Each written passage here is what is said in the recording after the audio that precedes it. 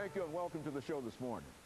The topic this morning is the perpetuating the revolving door syndrome, or the continuation of a syndrome that we've noted in the penal system of individuals coming into the system, leaving the system, and yet returning to the system again. And we have with us to talk about the perpetuating of the revolving door syndrome an activist, Reverend Kevin Walker, who has been on many occasions with us, Reverend Walker, and I don't think we have to explain you to our guests, nor your task to our guests, because I think you're one of the foremost authorities in terms of what we're talking about today. Individuals themselves going into the system and coming out and eventually ending up in the system again. And so let's start off by talking about your background, your education, and some of the things that were important that brought you to us this morning to talk about this as a real issue.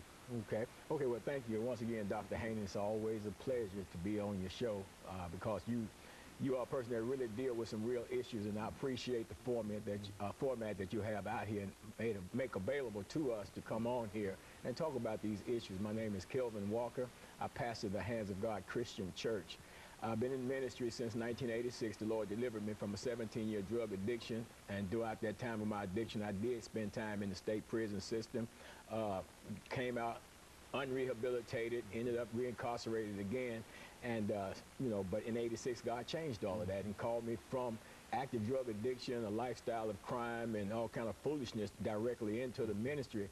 And in that calling, I developed a passion for people that are lost and people that are actually still involved in negative lifestyles. I'm born here in Nashville, Tennessee, educated in the public school systems, spent a little time with TSU, also did some college studies while I was incarcerated until they cut that out in the system, because I guess I was bettering myself. They didn't want that to happen. So they cut that out, and of course, under the Tribeca East Campus prison program. But never did graduated, don't have any degrees in anything, but basically just a measure of knowledge from a lot of life experiences that I have myself personally. And that brings me to the point, where I am today in terms of wanting to reach out and make a difference, in the world in which I have to live in, and my children have to live in, my grandchildren have to live in, and just trying to make it a better place by addressing and attacking and challenging some of the issues that I believe don't solve problems, but in effect create the problem that it's supposed to be solving. And that's why we, on here today to talk about this particular situation, about, perpetuating the revolving door syndrome and dealing with the state prison system. Very good.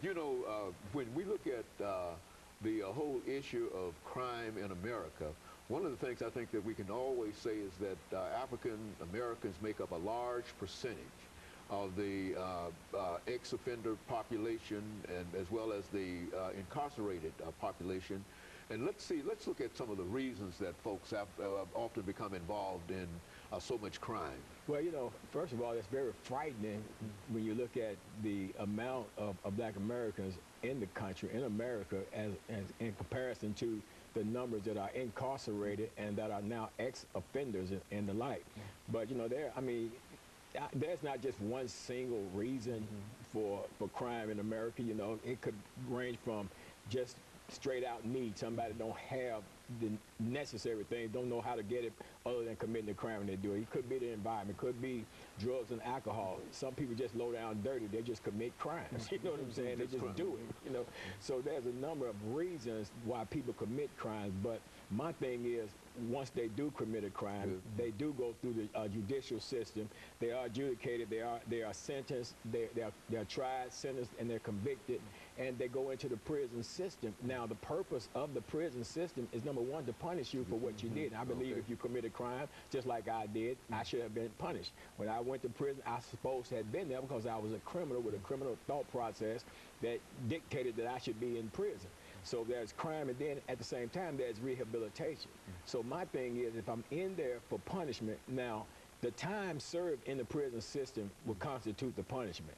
Now, what I do while I'm in there, how I spend that time in terms of availing myself to the various programs that's in there, that's what's considered as rehabilitation. Good. Well, the problem is those things oftentimes are overlooked, and we don't get the recognition for the rehabilitation, but it's always about the punishment when it comes to the parole system. And so you believe that we ought to put more, as we get ready for the first commercial break, you believe that we ought to have more emphasis upon rehabilitation more than upon punishment, and that is one of the places that we fall short. It's not that we should have more emphasis on rehabilitation, but we should recognize and acknowledge that aspect of that process more so than we are just the punishment phase, because eventually who goes to prison gets out. Okay, and of course, we'll be back with our audience following this very, very short commercial break.